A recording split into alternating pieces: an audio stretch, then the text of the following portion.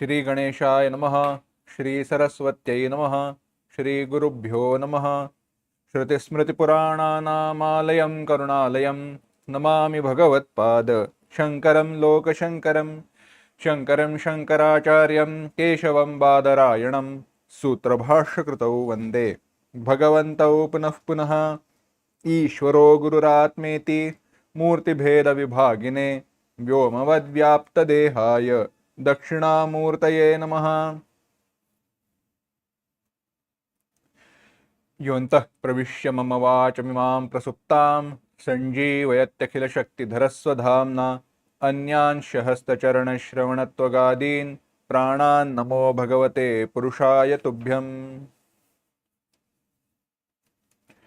गोस्वामी तुलसीदास जी के रामचरितमानस का हम चिंतन कर रहे हैं। उसमें बालकांड का चिंतन हो रहा है। बालकांड का चिंतन आगे बढ़ाए उसके पूर्व इसी बालकांड के पहले जो 4 श्लोक है, मंगलाचरण के जो 4 श्लोक है, उनको एक साथ पढ़ते हैं।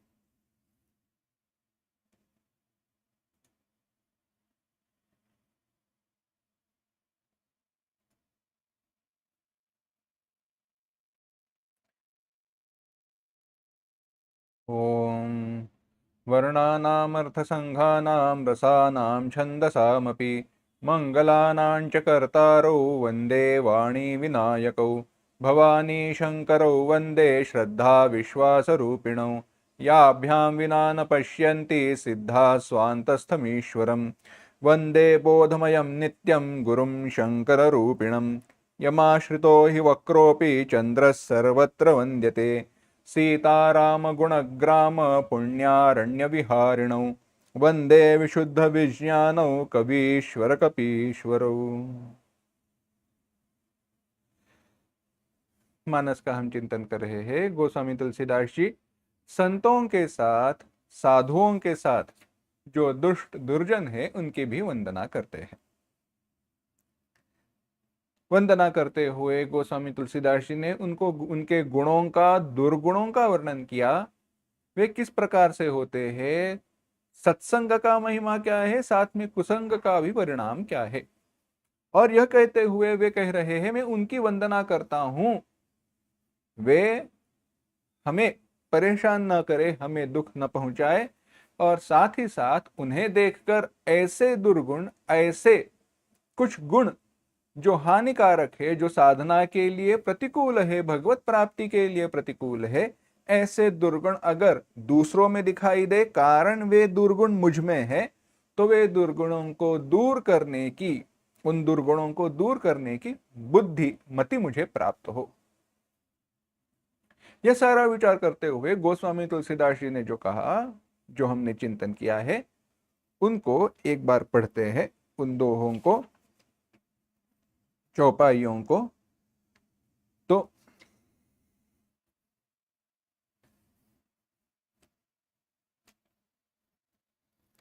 तीसरे दोहे के बाद जो चौपाई आई है, उनसे छठे दोहे तक जो चौपाइयां और दोहे आए हैं, उनको एक साथ पढ़ते हैं। बहुरी बंदी खलगन सती भाए, जे बिनु काज दाहि नेहु बाय। परहित हानि लाभ जिन केरे, उजरे हर्ष विषाद बसेरे। हरिहर जस राकेश राहु से, पर अकाज भट सहस बाहु से।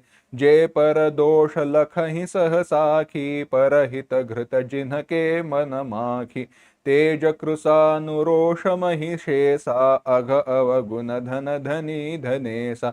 उदय केत समहित सबही के, कुंभकर्ण समसोवतनी के। पर अकाजु लगी तनु परिहरहि, जिमि हिम उपल कृषि दलि गरहि। बंदौ खल जश शेष सरोषा, सहस बदन बरनहि पर दोषा। पुनि प्रणवौ पृथुराज समाना, पर अघ सुनइ सहस दस काना। बहुरि सक्र सम बनवौ तेहि, संतत सुरानीक हित जेहि। बचन वज्र जेहि सदा पियारा, सहस नयन पर दोष निहारा। उदासीन अरिमीत हित सुनत जरहि खलरीति, जानि पानि जुग जोरि जन, बिनति करई सप्रीति, सियावर रामचंद्र की जय।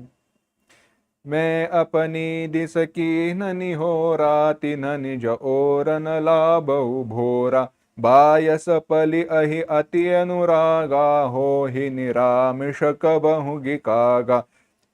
बंदौ संत असज्जन चरना, दुख प्रद उभय बीच कछु बरना, बिछुरत एक प्राण हरि लेहि, मिलत एक दुख दारुन देहि। उपजहि एक संग जग माहि, जल जजोक जिमि गुण बिलगाहि। साधु सुरा सम साधु असाधु, जनक एक जग जलधि अगाधु। भल अनभल निज निज कर तूति, लहत सुजस अपलोक विभूति। सुधा सुधा कर सुर सरि साधु, गरल अनल कलिमल सरि ब्याधु। गुण अवगुण जानत सब कोई, जो जहि भावनीक तेहि सोई। भलो भला इहि पै लहई, लहई निचाइहि नीचु। सुधा सराही अमरता, गरल सराही अमीचु। सियावर रामचंद्र की जय। खल अघ अगुन साधु गुण गाहा, उभय अपार उदधि अवगाहा। तेहि ते कछु गुण दोष बखाने, संग्रह त्यागन बिनु पहिचाने। भले हो पोच भले उपोच सब विधि उपजाए, गनि गुण दोष भेद बिलगाए। कहहि वेद इतिहास पुराना, विधि प्रपंच गुण अवगुण साना। सुख दुख पाप पुण्य दिन राति, साधु असाधु सुजाति कुजाति। दानव देव ऊंच अरु नीचु, अमीय सुजीवनु माहुरु मीचु। माया ब्रह्म जीव जगदीसा, लच्छि अलच्छि रंक अवनीसा। काशी मग सुर सरि क्रमनासा, मरु मारव महि देव गवासा। सरग नरक अनुराग विरागा, निगमागम गुण दोष विभागा। जड़ चेतन गुण दोषमय, विश्व कीन करतार। संत हंस गुण गहहि पय, परिहरि बारि बिकार। सियावर रामचंद्र की जय। गोस्वामी तुलसीदास जी कह रहे थे, भगवान श्री ब्रह्मा जी ने जब इस जगत की रचना की तो गुण दोषमय जगत, इस जगत की रचना गुण दोष सबके साथ की है। केवल गुण ही गुण है ऐसे नहीं है, केवल दोष है ऐसे भी नहीं है। जहां पर गुण दिखाई देते हैं वहां पे कुछ दोष है, जहां पे कुछ दोष दिखाई देते हैं वहां पे गुण भी है।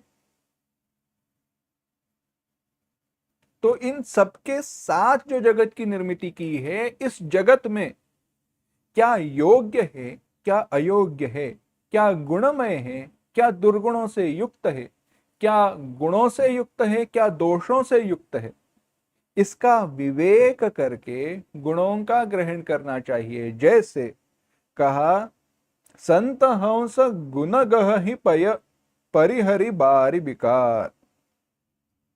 जैसे हंस, अगर उसे दूध और पानी इसका मिश्रण दिया जाए, इकट्ठा करके एक करके उसके सामने रखा जाए, तो जैसे हंस केवल दूध का ग्रहण करता है, पानी पीछे छोड़ देता है, उसी प्रकार से संत इस सारे गुणमय दोषमय एकत्रित गुण दोषों से युक्त संसार में से जो गुण है उन्हीं का ग्रहण करते हैं। यह विवेक आवश्यक है। गुणों का ग्रहण करना, वह गुण ग्राहकता वह होनी चाहिए। इसी अंतिम दोहे के पूर्व जो हमने देखा, उसके पूर्व जो गोस्वामी तुलसीदास जी ने कहा, वहां पे कह रहे सुख दुख, पुण्य पाप, साधु असाधु, सुजाति कुजाति, इस सब में द्वंद्व बताए। दो विरुद्ध प्रकार की जो नदियां हो, पौधे हो, वृक्ष हो, लोग हो, देश हो, इन सब का विचार किया। एक अच्छा है, एक बुरा है, एक गुणों से युक्त है, एक दोषों से युक्त है।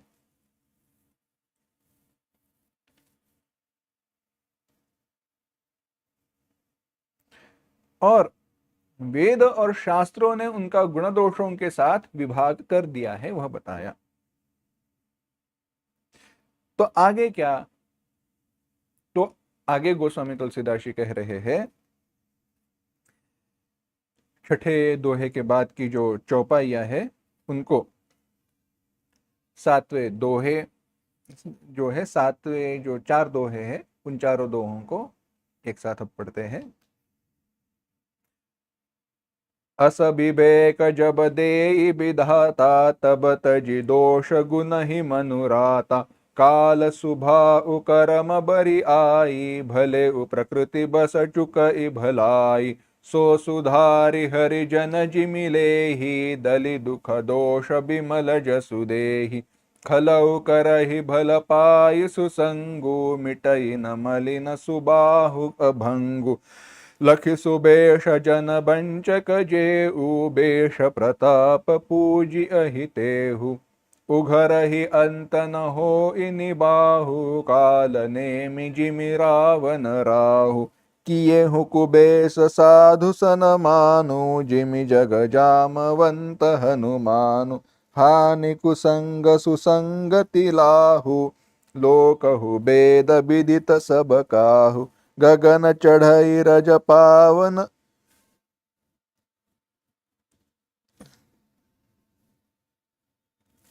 गगन चढ़ई रज पवन प्रसंगा। कीचहि मिल नीच जन संगा। साधु असाधु सदन सुख सारी, सुमिरहि राम देहि गनिगारी। धूम कुसंगति कारिख होई, लिखिय पुराण मंजुमसि सोई। सोई जल अनल अनिल संघाता, होई जलद जग जीवन दाता। ग्रह भेषज जल पवन पट, पाई कुजोग सुजोग। होई कुबस्तु सुबस्तु जग, लखि सुलक्षण लोग। सम प्रकाश तम पाख दुहु, नाम भेद विधि कीन्ह। ससि शोषक पोषक समुझी, जग जस अपजस दीन। जड़ चेतन जग जीव जत, सकल राममय जानी। बंदौ सबके पद कमल, सदा जोरि जुग पानी। देव दनुज नर नाग खग, प्रेत पितर गंधर्व। बंदौ किन्नर रजनि चर, कृपा करहु अब सर्व। सियावर रामचंद्र की जय। सिया राम।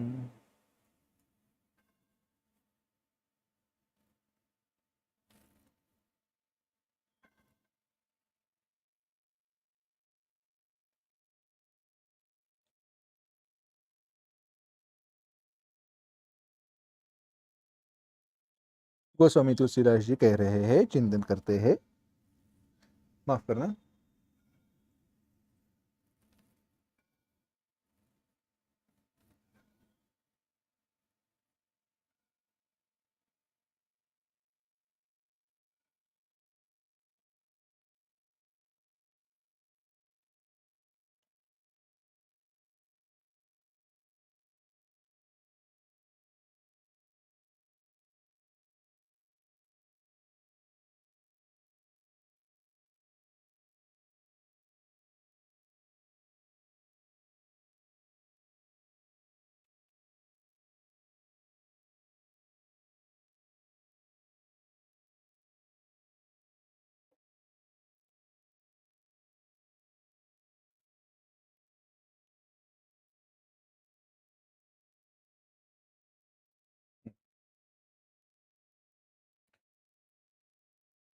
गोस्वामी तुलसीदास जी अब आगे कह रहे हैं, उन्होंने कहा कि जड़ गुण चेतन गुण दोषमय विश्व की न करता।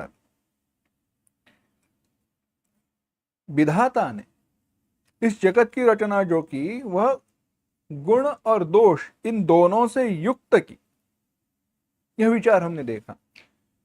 और उसमें संत क्या करते हैं, संत विवेक के साथ जो गुण है उसी का ग्रहण करते हैं। ऐसा विवेक अब विधाता देते हैं। तब वही बात गोस्वामी जी कह रहे हैं असविवेक जब दे विधाता। ऐसा विवेक जब विधाता ब्रह्मा जी देते हैं तब मन क्या करता है, मन दोषों को छोड़कर गुणों में लग जाता है। काल स्वभाव और कर्म, काल स्वभाव कर्म बरी आई। काल स्वभाव कर्म इनकी प्रबलता से भले प्रकृति बस चुकई भलाई। भले लोग भी प्रकृति के गुणों के कारण, काल स्वभाव कर्म इनकी प्रभाव के कारण चूक जाते हैं। इसका थोड़ा विचार करते हैं और आगे जाएंगे। बात ऐसी है कि गुण और दोष पृथक करने की क्षमता सबके पास है, परंतु उसका सामर्थ्य, उसकी प्रबलता नहीं है। पिछली बार जब हमने चिंतन किया तब देखा कि जो दुष्ट है, जो दुर्जन है, उनमें भी ऐसे लोग हैं जिन्हें पता है जो मैं कर रहा हूं वह गलत है, और जानते हुए भी जानबूझकर वे दुर्गुणों का सहारा लेते हैं। ऐसे दुष्ट दुर्जनों का वर्णन गोस्वामी तुलसीदास जी ने पूर्व में किया। ना जानते हुए गलती करना, समझने पर उसमें सुधार करना, यह बात भिन्न है। वे भ्रांत लोग हैं। भ्रांत लोग दुष्ट नहीं होते, वे भ्रांत है, उन्हें योग्य की पहचान नहीं है। परंतु जिन्हें योग्य की पहचान है, अयोग्य का ज्ञान है, फिर भी अयोग्य का ही सहारा लेते हैं, वे दुर्जन है। तो सज्जन क्या करते हैं, सज्जन जब ऐसा विवेक प्राप्त होता है, योग्य क्या है, अयोग्य क्या है, सही क्या, गलत क्या, ऐसा विवेक प्राप्त होने पर जो योग्य है, जो गुण है, उनमें ही अपना मन लगा लेते हैं। उनका मन दोषों के प्रति नहीं जाता, दोषों का वे त्याग करते हैं। कैसे? जैसे हाथ में दिया हुआ कोई गरम गरम पदार्थ, उदाहरण दिया है, कहते हैं कैसे दोषों का त्याग होता है। मानो कोई एक वस्तु है, समझो पकोड़े हो, समझो पकोड़े हो, गर्मा गर्म है, थाली में रखे, आपके सामने प्रस्तुत किए। आपने एक पकोड़ा हाथ में उठाया, अभी अभी तेल में से, अभी अभी कढ़ाई में से निकाला हुआ है, गरम है, हाथ में पकड़ते ही गरम महसूस होता है और आप छोड़ देते हो, क्योंकि आपको पता है उसको पकड़े रहेंगे तो हाथ जल जाएगा, चोट पहुंच जाएगी, इसलिए आप उसको तुरंत छोड़ते हो। उसी प्रकार से जो दोषों को छोड़ देते हैं, उसका त्याग कर देते हैं, वे उसी प्रकार से दोषों का त्याग करना चाहिए, परंतु उसके लिए प्रयास भी आवश्यक है। सताम ही संदेह पदेषु वस्तुषु प्रमाणवंतःकरण प्रवृत्तयः कहा गया है। कवि कुलगुरु कालिदास जी ने कहा है, संदेह पदेषु वस्तुषु, अगर कोई संदेह हो यह सही है या योग्य है, तो उसके प्रति जो संतों की भावना है, जो संतों की प्रवृत्ति है विचारों की, वही उत्तम प्रमाण है। क्योंकि संतों की प्रवृत्ति, संतों के विचार योग्य को छोड़कर कहीं जाते ही नहीं हैं। यह विवेक की प्रबलता है, यह सत्यनिष्ठता की अपूर्वता है। आगे वर्णन आएगा, जब प्रसंग आएगा प्रभु श्री राम जी, लक्ष्मण जी मुनि विश्वामित्र जी के साथ जब जनक जी महाराज से मिलने गए, जनकपुरी में पहुंच गए। विश्वामित्र जी आए हैं, साथ में कोई दो कुमार है, ऋषि कुमार है, ऋषिपुत्र है, क्योंकि ऋषिपुत्र के रूप में ही वे वहां पे गए थे। भेष कैसा था?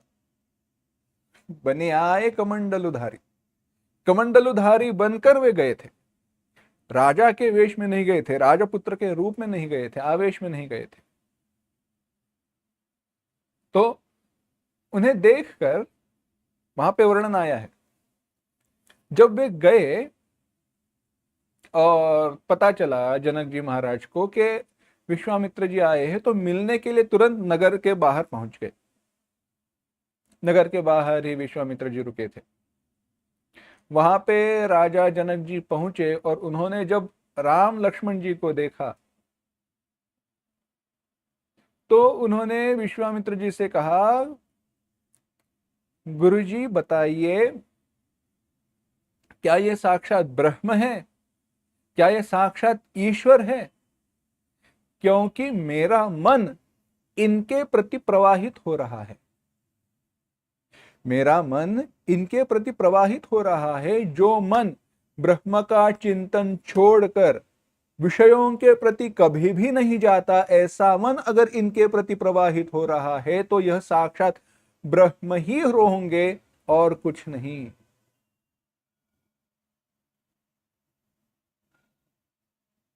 यह प्रभुत्व है, यह प्रभुता है, यह महत्व है उनकी बुद्धि का। मेरा मन विषयों के प्रति कभी जाएगा ही नहीं, परंतु ब्रह्म का चिंतन छोड़कर अगर इनके प्रति मेरा मन, मेरे मन की वृत्तियां, सदाम ही संदेह पदेशु वस्तुषु अंतःकरण प्रवृत्तियां, जो कहा ना, अंतःकरण की मेरे मन की प्रवृत्ति, मेरे मन की वृत्तियां, मेरे विचार अगर इनके प्रति, राम लक्ष्मण जी के प्रति जा रहे हैं, ऐसे अगर मेरे विचार इनके प्रति धारावाहिक हो रहे हैं, प्रवाहित हो रहे हैं, तो ये दोनों साक्षात ब्रह्म ही होंगे। ऐसी बुद्धि होती है संतों की। परंतु सबके बस की बात यह नहीं है, सबके वश में यह ऐसा मन नहीं रहता। कुछ लोगों के लिए क्या होता है, तो कहा काल सुबाहु कर्म बरियाई। बरियाई बड़प्पन, काल, स्वभाव और गुण, इनके कारण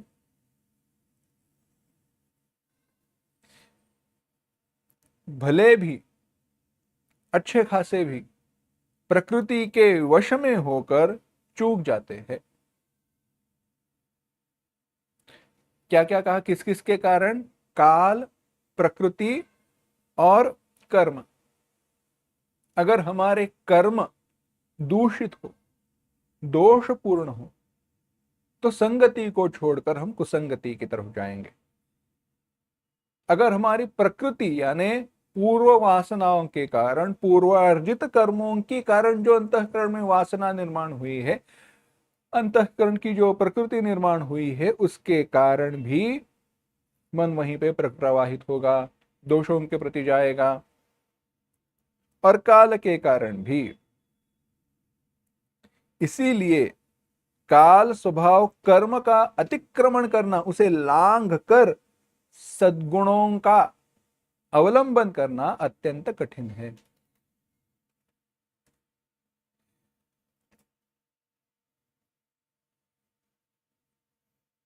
परंतु सो सुधार हरि तन जिमिले ही दलि दुख दोष विमल जसुदे। कह रहे हैं भगवान के भक्त जैसे उस चूक को, वो उस गलती को सुधार लेते हैं, और दोषों को मिटाकर निर्मल यश देते हैं, वैसे ही यह खल जो है, यह दुर्जन भी है, वह कभी ना कभी अंत में सुसंग को पाकर भलाई कर बैठते हैं, कुछ तो अच्छा करते हैं, परंतु उनका मलिन स्वभाव नहीं जाता, वह मिट नहीं सकता।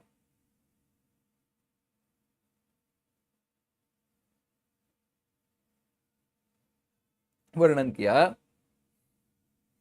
कि जैसे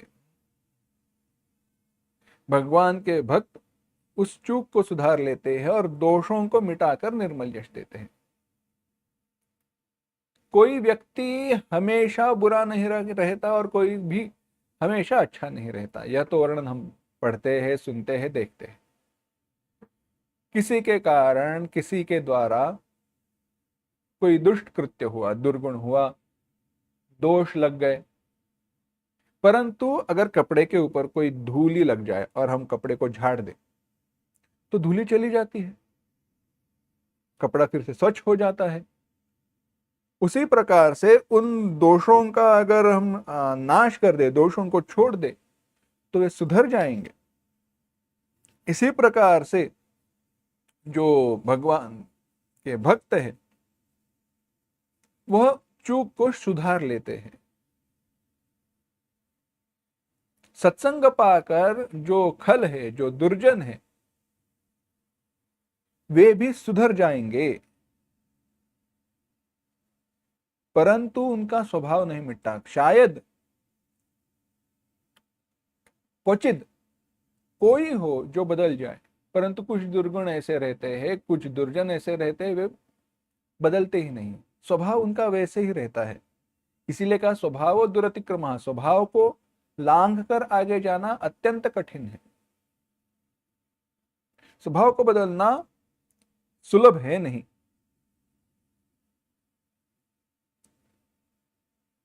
इसी में वर्णन किया, लखि सुवेश जग वंचक जेऊ, वेश प्रताप पूज अहितेहु, उघर ही अंतन होई निबाहु, काल नेमि जिबि रावण राहु। अच्छा वेश बनाकर, अच्छा सा साधु का वेश बनाकर, वेश के प्रताप से, उस वेश को धारण करके संसार को ठगाने वालों की भी पूजा होती है। संसार को जो पाखंडी जो है, धर्म ध्वजित्वम, भगवत गीता ने भी वर्णन किया है, आचरण तो करते हैं धर्म का, परंतु अंदर मन में अधर्म रहता है, कुसंग रहता है, दुष्टता रहती है। ऐसे लोग अंदर से बदलेंगे नहीं। उनकी पूजा होती है, उनके कारण कुछ शायद सज्जन भी हो जाए और शायद आगे साधना में बढ़ भी जाए, परंतु ये जो पाखंडी है उनका कभी भला नहीं होता। कभी ना कभी इनका पाखंड खुल ही जाता है और वे दोषों से युक्त हो जाते हैं। उन्हें उनके दुर्गुणों का जो कर्जा है वह चुकाना पड़ता है। जैसे रावण, कालनेमी, राहु इत्यादि का उदाहरण गोस्वामी तुलसीदास जी ने दिया। एक बड़ी सुंदर कथा है। मूल में यह कथा पूज्य ब्रह्मलीन राजेश्वरानंद सरस्वती जी के मुख से सुनी। कथा ऐसी है कि कहीं एक गांव में भागवत की कथा हो रही थी। कथा हो रही थी, बड़ा विस्तार था कथा का, कई सारे लोग बैठे थे कथा सुनने के लिए, और कथा चल रही थी 10वें स्कंद की, जहां पर कृष्ण की लीलाएं चल रही थी। भगवान कृष्ण जी का बालक में बालकृष्ण जो है उनका, बलराम जी का, वर्णन हो रहा था। उस कथा के दरमियान जब कथा चल रही थी तब पुलिस से छुपकर बचने के लिए, छुपने के लिए दो चोर डाकू कथा में आए और भेष वगैरह थोड़ा ठीक करके बदल कर आके बैठ गए। उन्हें कथा से क्या लेना देना, कथा चल रही है या क्या चल रहा है उन्हें क्या, वे सुनने लगे। कथा चल रही थी भगवान कृष्ण की। वर्णन शुरू हुआ, कैसे नन्हे मुन्ने बालक है, नंद राजा के लाडले है, वस्त्र कैसे है, उनके आभूषण कैसे है, अलंकार कैसे है, कैसे कपड़े धारण करते हैं, कहाँ घूमते हैं, कहाँ विचरण करते हैं, उनके भाई बलराम जी कैसे है, सारा वर्णन हो रहा था। यह वर्णन ऐसी सुंदरता से वे कथाकार बता रहे थे जैसे उन्होंने स्वयं अनुभव किया हो। ऐसे है, उनके नेत्र ऐसे है, उनके आभूषण ऐसे है। कथा चल रही थी, कथा समाप्त हुई। कथा समाप्त होने के बाद सिर नवाकर सारे लोग जाने लगे। सबका नमस्कार करके हो गया, ये दोनों पीछे रुक गए। कथा हो गई। अब पीठ से उठकर कथाकार कथावाचक निकलेंगे तो ये दोनों वहां पे पहुंच गए और उन्होंने उनको पकड़ लिया। ये दो जो चोर डाकू थे, उन्होंने कथाकार जो प्रवचनकार थे उनको पकड़ लिया और कहा, अभी आप जो कथा बता रहे थे ना, वो राजपुत्र है, कोई उसका भाई भी है, कौन है वे? उन्होंने कहा, वे कृष्ण और बलराम जी हैं। अच्छा, कहाँ पे रहते हैं? उन्होंने कहा, ऐसे क्यों क्यों, क्या चाहिए? उन्होंने कहा, देखो हम अच्छे चोर हैं। अच्छे चोर है माने हम सत्यवादी चोर है। सत्यवादी चोर माने हम पूछेंगे अगर कौन हो आप तो हम बता देते हम चोर हैं। प्रवचनकार सोचने लगे, अभी कैसी बात आई है, भला टल जाए तो अच्छा है। तो उन्होंने कहा, ठीक है बाबा, सत्यवादी जो हो तो बता दो क्यों आए हो। उन्होंने कहा, हम चोरी करने आए हैं। तो कथावाचक ने कहा, अभी देखो हमारे पास तो कुछ है नहीं, कथा बताते हैं और चलते हैं, मेरे पास तो कुछ है नहीं। तो चोरों ने कहा, और अच्छी बात है, इसीलिए तो आए हैं। कथावाचक ने कहा, क्या बात है, क्या है क्या? उन्होंने कहा, वो जो आप कथा बता रहे थे ना, दो राजपुत्र हैं, नंद बाबा के बेटे हैं, वह तो छोटे नन्हे मुन्ने बच्चे हैं, परंतु इतने सारे गहने अलंकार पहनकर घूमते हैं, ऐसे उनके रत्न हैं आप कह रहे थे।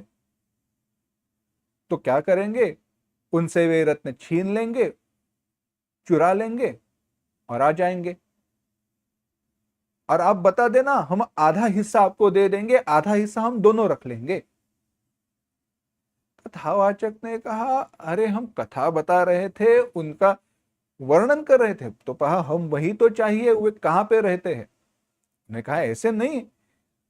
अब कथावाचक मुकरने लगे, क्योंकि बताए और ये दोनों वहां पर जाए और वहां मिले नहीं तो आकर फिर से मुझे पकड़ लेंगे।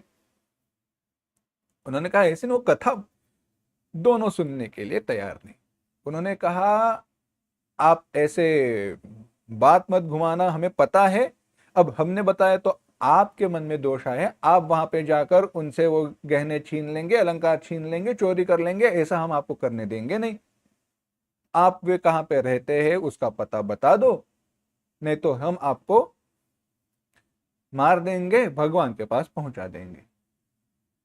कथावाचक प्राण की भीति से डर गए, करे तो क्या करे, इन्हें समझाने जाए तो समझ नहीं रहे।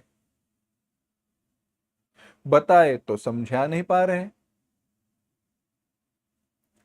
अब सोचने लगे क्या करे। उन्होंने भगवान का स्मरण किया और कहा, देखो उनके बारे में जो कुछ भी पता है वह सब कुछ मैं आपको बता देता हूं।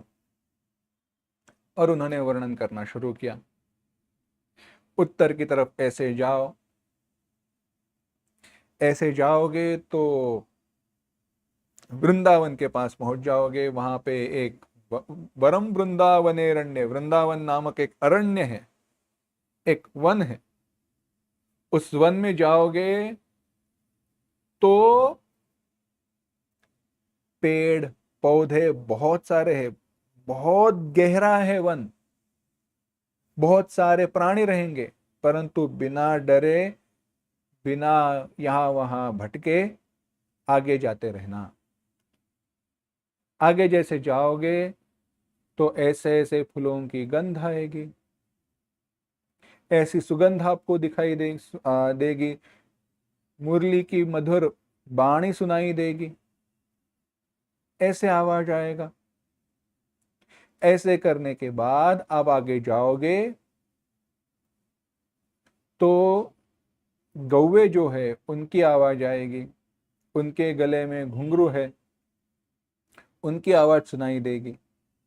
और उस आवाज को सुनते सुनते आप पीछे से जाओगे तो ये दोनों आपको मिलेंगे। दोनों जो चोर थे उन्होंने उन्हें नमस्कार किया और चले।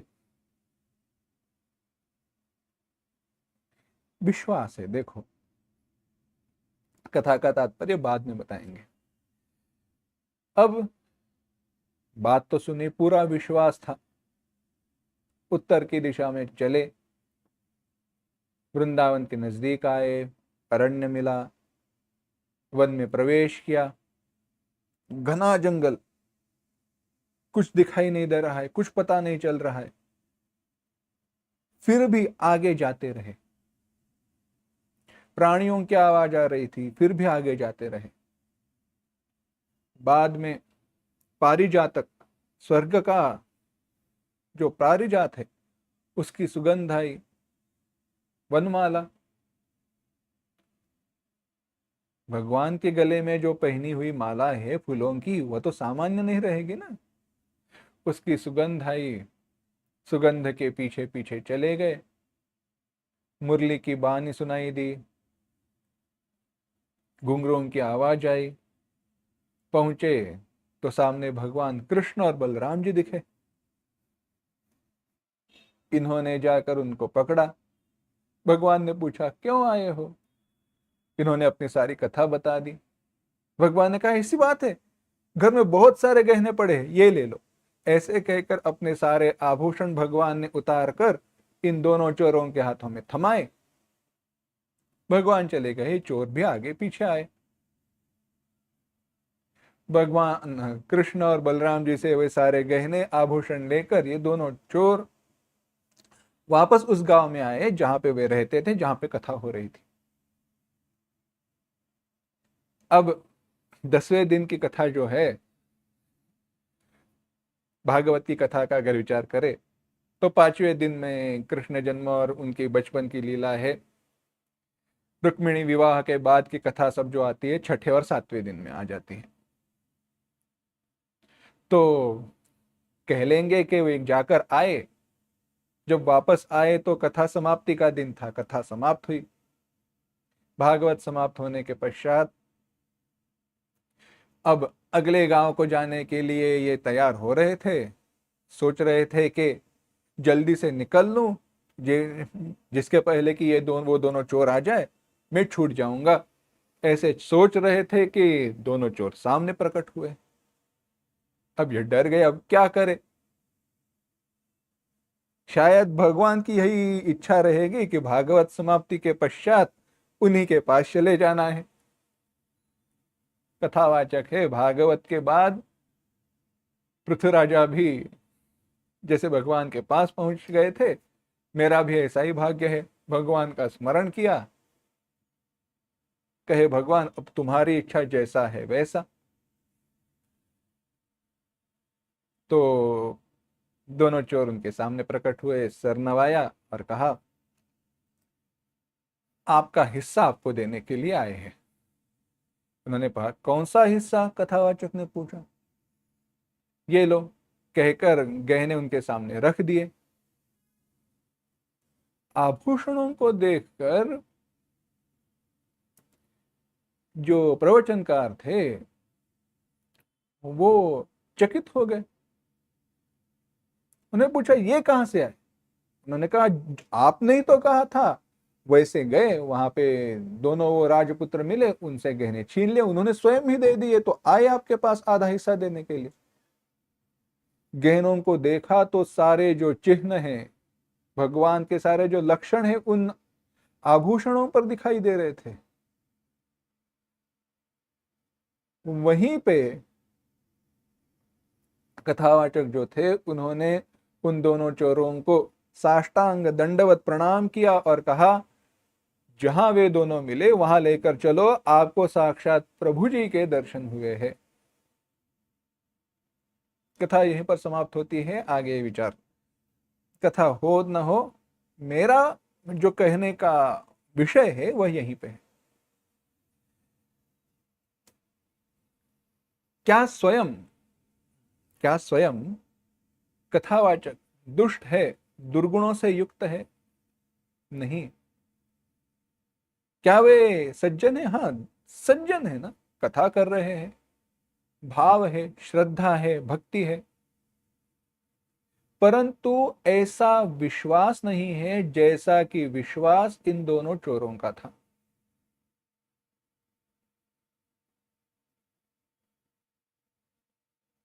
कथा की बात जो कर रहे थे, तो वे कथा कर रहे थे, परंतु कथा में जिस प्रकार से विश्वास, जिस प्रकार की मति और रति होनी चाहिए, वैसी उन कथावाचक की नहीं थी।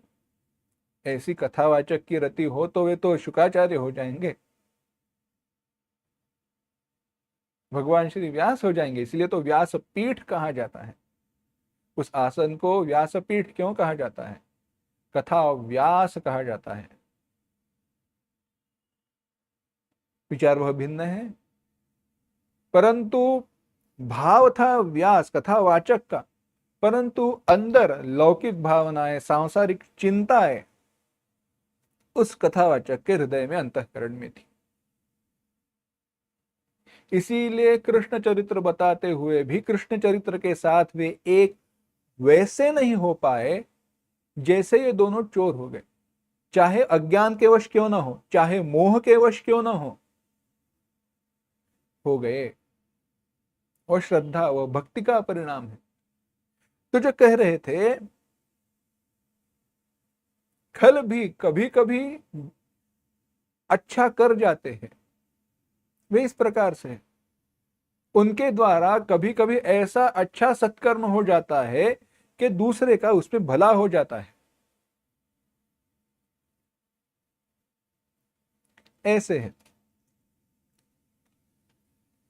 जब कहा, लखिस वेश जग वंचक जेहु, वेश प्रताप पूज अहितेहु।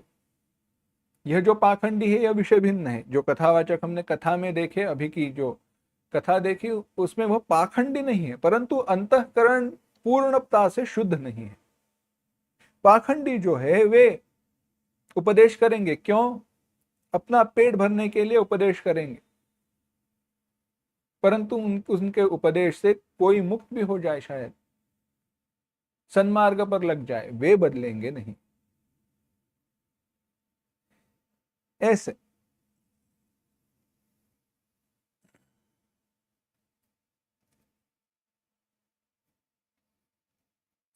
तो उदाहरण दिया, कैसे? काल नेमि जिमि रावण राहु। वेश के कारण वे दिखाई तो देंगे, परंतु वास्तव में बदलते नहीं हैं। काल नेमि की कथा, रावण की कथा बाद में आएगी, राहु की कथा भी आई है, देखी है हमने कि वे देवता के रूप में जाकर बैठे, परंतु उनका जो भेष था, पाखंड था, वह खुल गया। चक्र से उनका सर शरीर से अलग कर दिया गया, इत्यादि कथा तो हमें पता है। किए कुवेश साधु सनमानु जिमि जग जामवंत हनुमानु हानि कुसंग सुसंगति लाहू लोक हूं वेद विदित सब काहू। तो आगे कहा वेश कुवेश क्यों ना हो, परंतु अगर साधु है तो उनका भी सम्मान होता है। संसार में जामवंत और हनुमान उनका भी सम्मान होता है। कुसंग से हानि और सुसंग से लाभ होता है। यह लौकिक वैदिक पुराण इत्यादि के सारे वांग्मय में कथा में सबको प्रकट पता है, सब लोग अच्छे से जानते हैं। तो उदाहरण दिया, चाहे वेश कुसंग कूज वेश क्यों ना हो, दिखने में अच्छा वेश क्यों ना हो, परंतु अगर सुसंग है यानी संत है तो उनकी सराहना होती है, उनकी पूजा होती ही है। दृष्टांत दिया जामवंत हनुमान, जामवंत भील है और हनुमान जामवंत भील ने भालू है और हनुमान वानर के जैसे है, वानर रूप है। दोनों का वेश, दोनों इन रूप का कौन सम्मान करेगा, परंतु रूप का नहीं, उन दोनों का सम्मान क्यों होता है, क्योंकि उनका कर्तृत्व वैसा है, वे दोनों संत है।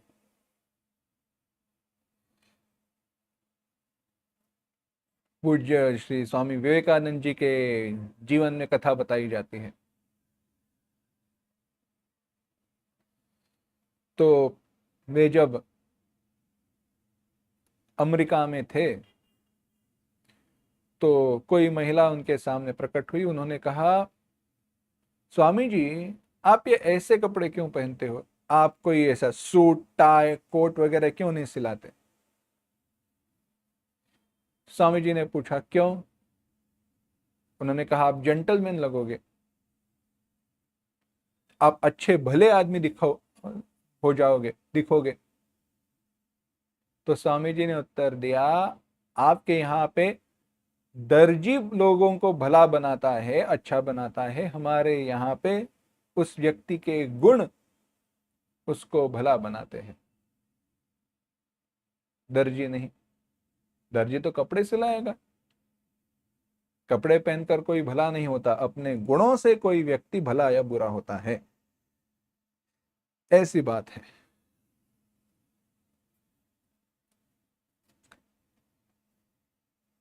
अब आगे कह रहे हैं, एक बड़ा सुंदर उदाहरण दिया है। कहा गगन चढ़ई रज पवन प्रसंगा, वायु के संग के कारण, वायु के साथ जो धूलि है वह आकाश में चढ़ जाती है और जल के साथ, पानी के साथ वह नीचे कीचड़ में मिल जाती है। ध्यान देना, ठीक से बात सुनना। वायु के साथ जो धूलि है वह आकाश में चढ़ जाती है, पानी के साथ मिल जाए तो नीचे कीचड़ में बन जाती है। साधु के घर में, साधु के घर में तोता मैना राम नाम का स्मरण करते हैं और असाधु के घर में गारी यानी गालियां देते हैं। एक ही वस्तु है, परंतु संग कुसंग के कारण परिणाम भिन्न है।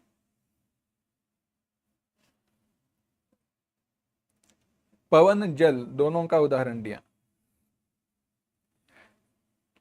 पवन सुमति कुमति का जो उदाहरण दिया, तो सुमति कुमति दोनों लोगों को दोनों प्राप्त है, उसमें से किसका स्वीकार करे अस्वीकार करे इसके ऊपर बात बनी रहती है। तो देखो कहा क्या, अगर हवा बहती है और हवा के साथ धूलि का संग हो तो धूली आकाश में ऊपर की ओर जाने लगती है, परंतु उसका संयोग पानी के साथ हो तो कीचड़ बनकर नीचे रह जाती है। कीचड़ को कोई अच्छा नहीं कहता, कीचड़ को दूर रख के ही लोग चलते हैं। प्रक्षालनाधिपंकस्य दूरादस्पर्शनम वरम, पंक प्रक्षालन न्याय कहा गया है। Prevention is better than cure, जो हमारे अंग्रेजी में कहते हैं ना। कीचड़ धोने से अच्छा है उससे दूर ही रहे। तात्पर्य यह है कीचड़ का कीचड़ कोई अच्छा नहीं कहता। तो धूली पानी से मिल जाए तो उसको वह दोषपूर्ण हो जाती है, वायु से मिल जाए तो अच्छी हो जाती है, ऊपर ऊपर चली जाती है। आगे उदाहरण दिया, शुक सारी, शुक तोता, सारी मैना, तोता और मैना इन दोनों का उदाहरण दिया। अगर वे साधु के घर में हो तो वे राम नाम का स्मरण करेंगे, वे दोनों राम नाम का स्मरण करेंगे। परंतु असाधु के घर में हो तो गिन गिन कर गालियां दे देंगे, बुला बुरा कहेंगे। यह भाव विशेष है। जो वे सुनेंगे वही तो बोलेंगे ना, और क्या बोलेंगे। तो ऐसे ही मन है, सुसंग में रहे तो सुसंग का परिणाम मन पे दिखाई देता है, कुसंग में रहे तो वैसा परिणाम मन पर दिखाई देता है।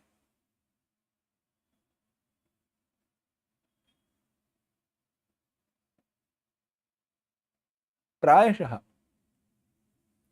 बात यह है कि विवेकपूर्ण बुद्धि का सहारा मन लेता नहीं है।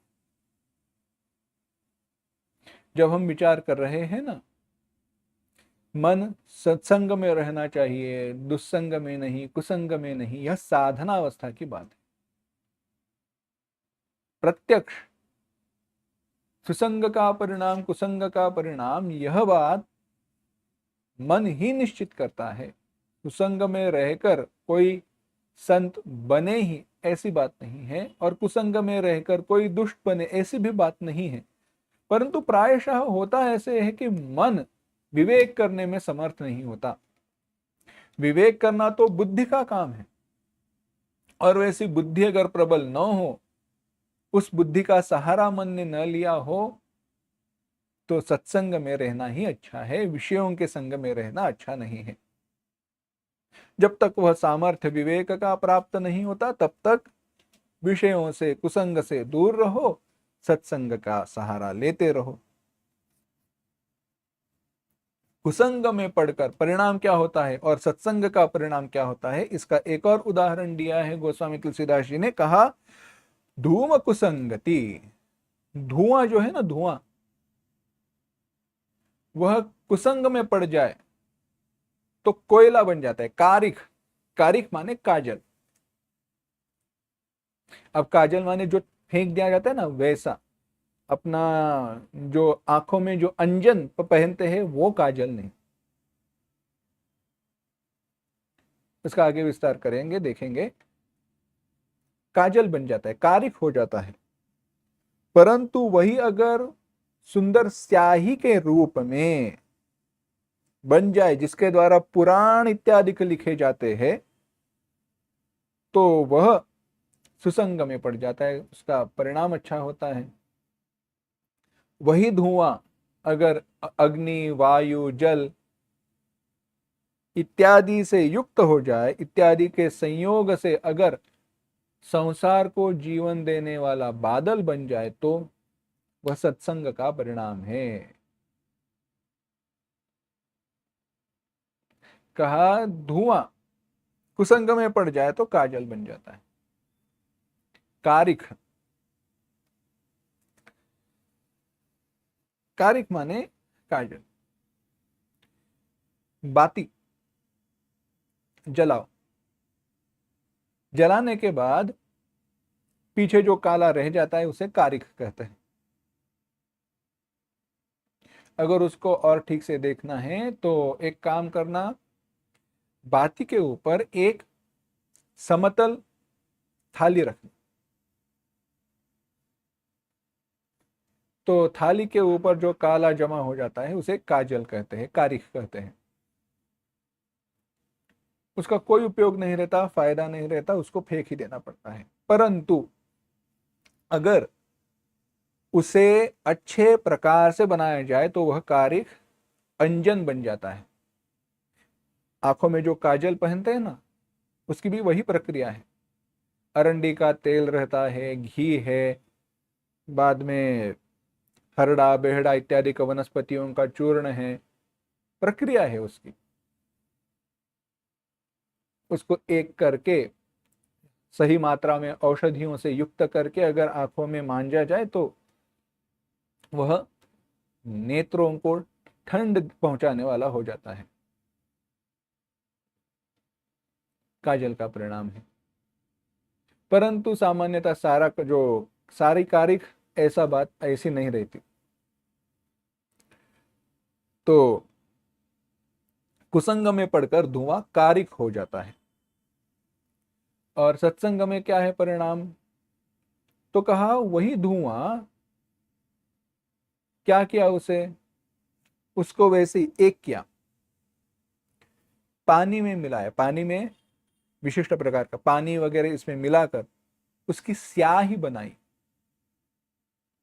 तो वह क्या हो जाता है, वह लेखने के काम आता है, लिखने के काम आता है। और लिखा क्या जाता है, पुराण इत्यादि। अब यह उदाहरण है तब का जब लिखने के साधन इतने आसानी से उपलब्ध नहीं थे, इतने आसानी से उपलब्ध नहीं थे, कागज वगैरह ऐसे उपलब्ध नहीं थे। तो लिखा किस पे जाता था, लिखा भोजपत्र, पत्र अपना ताड़पत्री, उसके ऊपर वगैरह लिखा जाता था। तो लिखने के लिए स्याही बनानी पड़ती थी। तो उसका यह विचार है। तो काजल, उसमें पानी मिलाओ, और जो अपनी लेखनी थी लकड़े की, उससे लिखा जाता था। अब आजकल तो पेन वगैरह आए हैं, वैसे नहीं था पुराने जमाने में। इसीलिए सब कुछ लिखकर रखा नहीं करते थे, सब कुछ लिखा नहीं जाता था। पुराण शास्त्र ग्रंथ इनको ही लिखकर रखा करते थे, इन्हीं को लिख, बाकी नहीं। या कोई कार्यालयीन कामकाज हो, दफ्तर का कोई कामकाज हो, किसी का पैसे के लेन देन का व्यवहार हो, वही लिख कर रखा करते थे, बाकी सब कुछ नहीं। एक दृष्टि से अच्छी बात थी, सब कुछ स्मरण में रखा जाया करता था।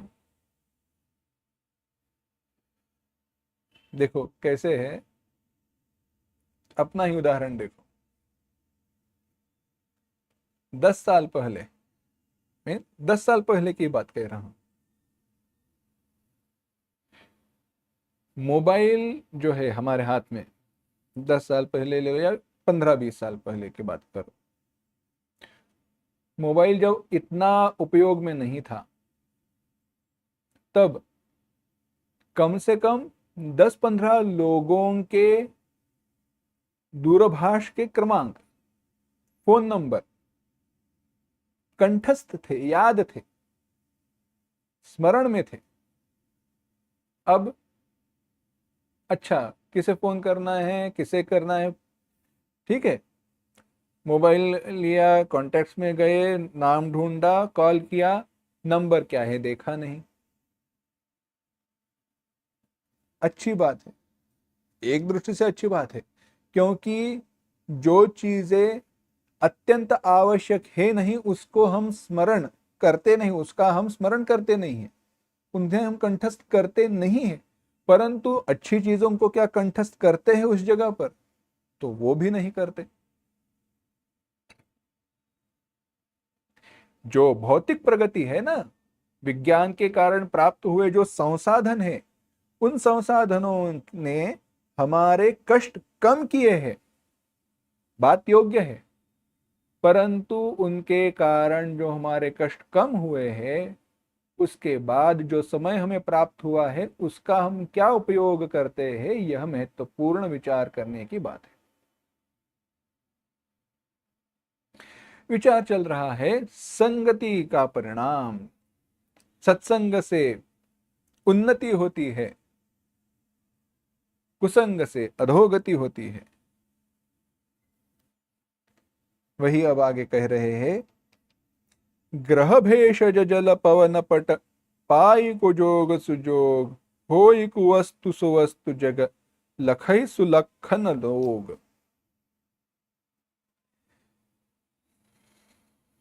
दोहों में कहा, जो दोहे हैं उनमें कहा, ग्रह, औषधि, जल, पवन और वस्त्र, ये सारे कुयोग और सुयोग पाकर भले या बुरे हो जाते हैं। इसके द्वारा लखने वाले जो है वह लखते हैं। महीने के दो पखवारे हैं, एक शुक्ल पक्ष है और एक कृष्ण पक्ष है। 15-15 दिन, 15-15 दिन नहीं कहेंगे परंतु समझने की बात है। पूर्णिमांत, अमावस्यांत, हम जो सारे महीनों का विचार करते हैं, दो पखवारे हैं, पक्ष है दो, शुक्ल पक्ष, कृष्ण पक्ष। इन दोनों में, महीने के दो पखवारों में उजाला और अंधेरा समान है, किंतु नाम का भेद विधाता ने किया है। एक जो है पक्ष, उसमें चंद्रमा छोटे से बड़ा हो जाता है, दूसरे में बड़े से छोटा हो जाता है। तो अगर उन दोनों को बाजू बाजू में रखे तो जितने समय अंधेरा ज्यादा है और उजाला है, उन दोनों की मात्रा की तुलना करें तो दोनों पखवारों में वैसे समान ही है। परंतु पूजा कौन सी होती है? शुक्ल पक्ष, जब जहां पे चंद्रमा बढ़ रहा है वह अच्छा माना जाता है, घट रहा है तो अच्छा नहीं माना जाता। एक को सुयश देने, एक सुयश देने वाला, एक अपयश का प्रतीक बताया गया। तो ऐसे है, कहा सम प्रकाश तब, दोनों में प्रकाश अंधेरा समान है, परंतु फिर भी नाम भेद विधाता ने किया है। ग्रह, औषधि, जल, पवन इत्यादि के बारे में भी कहा। ग्रह है, ज्योतिष, फल ज्योतिष की यह बात है, केवल दृष्टांत पढ़े इसलिए पता है, ज्योतिष मुझे पता नहीं, पत्रिका वगैरह देखना जानता नहीं हूं, परंतु जो वर्णन पढ़ा है वही बता रहा हूं। कुछ ग्रह ऐसे हैं, वे कभी कभी शुभ हो जाते हैं, कभी कभी अशुभ हो जाते हैं। तो नक्षत्र, करण, योग उनके समान कब किस ग्रह में है, किसके स्थान पर है, किसके साथ है, इसके अनुसार वह सारा विचार आता है। तो ग्रह के बारे में कहा। औषधि के बारे में, औषधि माने वनस्पति हो या भी कोई मेडिसिन हो, वह भी शुभ हो जाती है या अशुभ हो जाती है। चीनी, अगर केवल चीनी खाई जाए तो वह कफ कारक होती है, इसीलिए अगर खांसी हो जाए, कफ हो जाए तो चीनी नहीं खानी चाहिए, या जो मीठे पदार्थ है चीनी से युक्त उनको नहीं खाना चाहिए, कफ बढ़ जाता है, कफ कारक कही गई। परंतु वही अगर शहद, मधु, अदरक, घी इत्यादि से युक्त हो जाए तो वह कफनाशक हो जाती है, वह कफनाशक हो जाती है। यही बात है। एक कफकारक हो गई, एक बार कफनाशक हुई। औषधि के बारे में कहा, जल के बारे में कहा। कर्मनाशा नदी है, क्रमनाशा, पीछे वर्णन आया, क्रमनाश नदी है। क्रमनाश नदी कैसी है? तो कहा राजा त्रिशंकु जब स्वर्ग से नीचे भेज दिए जा रहे थे तो उल्टे होकर आ रहे थे, तो उल्टे होकर आ रहे थे तो बीच में लटक गए, तो उनके मुख से जो लार निकली उससे जो नदी निर्माण हुई वह कर्मनाशा नदी कही गई, वही क्रमनाशा नदी कहते हैं। वही नदी अगर उसका पानी शुभ नहीं है परंतु गंगा के साथ वह मिल जाए तो वह शुभकारी कही गई है। वहीं पर गंगा का पानी अत्यंत पवित्र है परंतु सुरा कुंभ, मध्य का कुंभ है, उसमें अगर उसे रखा जाए तो वह अपवित्र हो जाती है।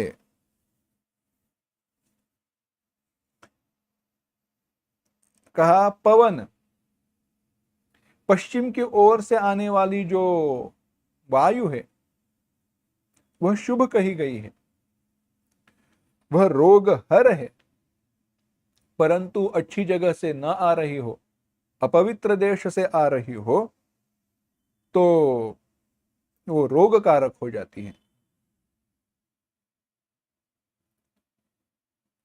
कपड़े को, वस्त्र को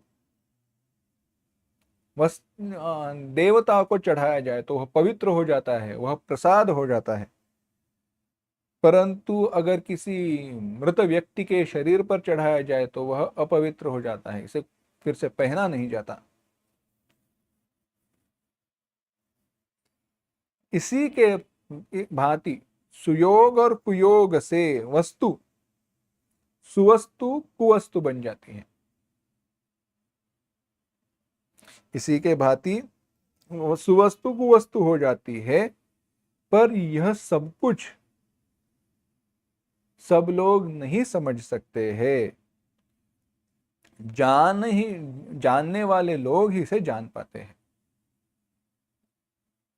यह बात कहकर आगे गोस्वामी तुलसीदास जी कह रहे हैं, जो पीछे एक बात बताई, भल अन भल, भल अन भल निज निज करतूति, लहत सुजस अपलोक विभूति। भला और अच्छा, भला अन भल, इसके बारे में कहा था कि भला अन भल निज निज करतूति, जो भला है अनभल जो बुरा है वो अपनी अपनी करनी के अनुसार यश या अपयश की संपत्ति पाते हैं, देते हैं। यह जो विषय चल रहा था उसकी समाप्ति करते हुए एक अत्यंत महत्वपूर्ण बात गोस्वामी तुलसीदास जी कह रहे हैं। उन्होंने कहा, जड़ चेतन जग जीव जत सकल राममय जानी, वंदौ सबके पद कमल सदा जोरि जुग पानी। जुग पानी, पानी, कर, जुग युगल, दोनों हाथ, जोरी जोड़कर, दोनों हाथ जोड़कर गोस्वामी तुलसीदास जी कह रहे हैं, मैं सदा उनका नमस्कार करता हूं, उन सबके चरण कमलों के प्रति मैं नमस्कार करता हूं। कैसे? जड़ चेतन जग जीव जत सदा सकल राममय जानी, इस संपूर्ण जगत को, जो भी जड़ चेतन है, गुण दोषों से युक्त है, इस संपूर्ण जगत को राममय जानकर मैं नमन करता हूं। सिया राममय सब जग जानी, करो प्रणाम जोरि जुग पानी।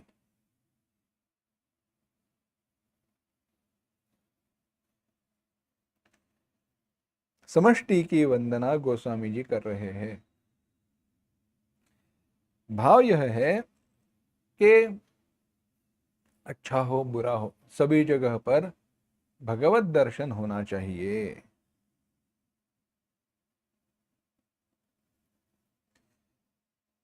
अनन्यता रहनी चाहिए। अनन्य कौन है? सो अनन्य जाके असी मति न टरई हनुमंत, मैं सेवक सचराचर रूप स्वामी भगवंत। वह अनन्य है। कौन है अनन्य? जिसकी मति न टरई हनुमंत, जिसकी मति टरई कभी हटती नहीं है। कैसा, किससे हटती नहीं है? मैं सेवक, मैं सेवक हूं, और सचराचर रूप स्वामी भगवंत, यह चराचर रूप में प्रकट हुए मेरे भगवंत जो है वे मेरे स्वामी हैं। यह सेव्य सेवक भाव है।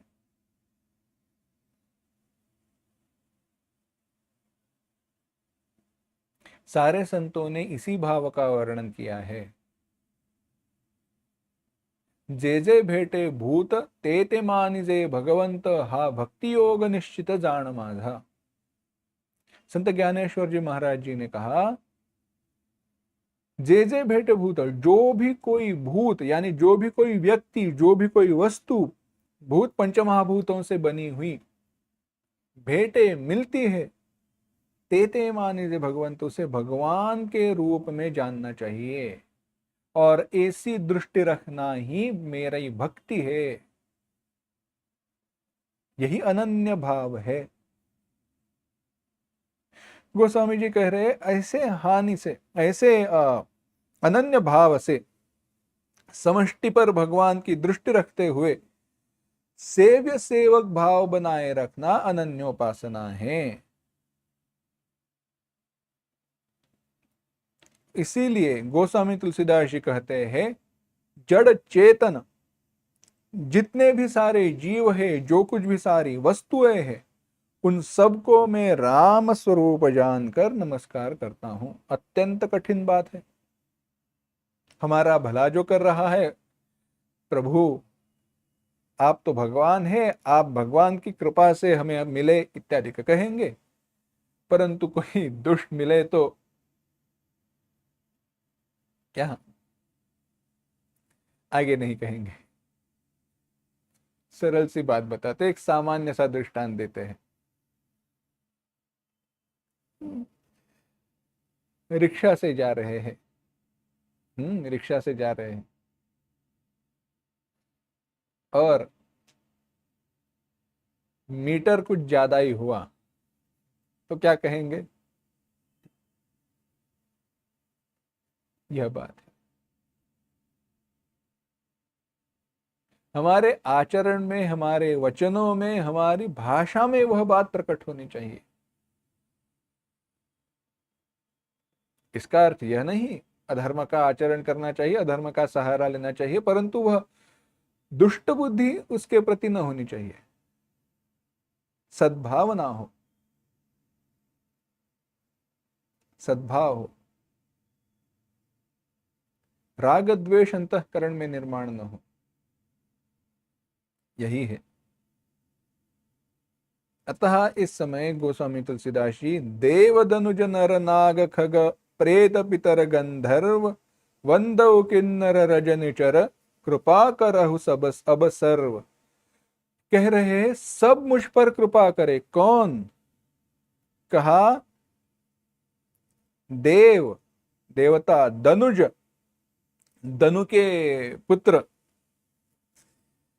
दैत्य, मनुष्य, देवता, दैत्य, नर, मनुष्य, नाग, सर्प इत्यादि का। नाग और सर्प दोनों भेद हैं।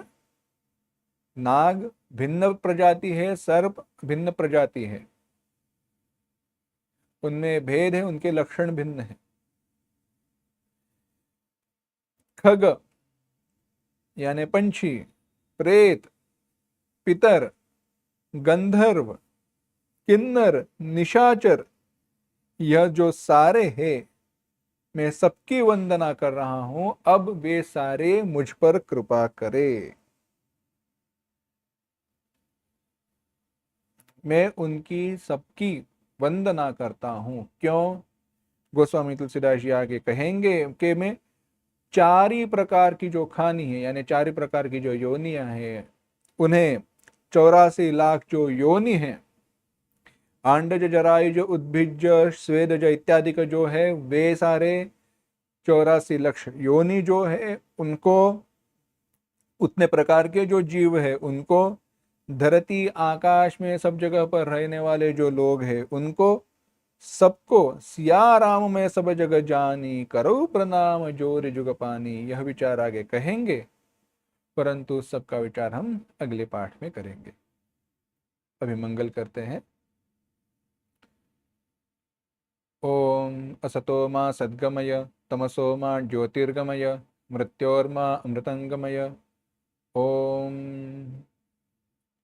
कल्याणानां निधानं कलिमलमथनं पावनं पावनानां, पाथेयं जन्ममोक्षोः सपदि परपदप्राप्तये प्रस्थितस्य, विश्रामस्थानमेकं कविवरवचसां जीवनं सज्जनानां, बीजं धर्मद्रुमस्य प्रभवतु भवतां भूतये रामनाम।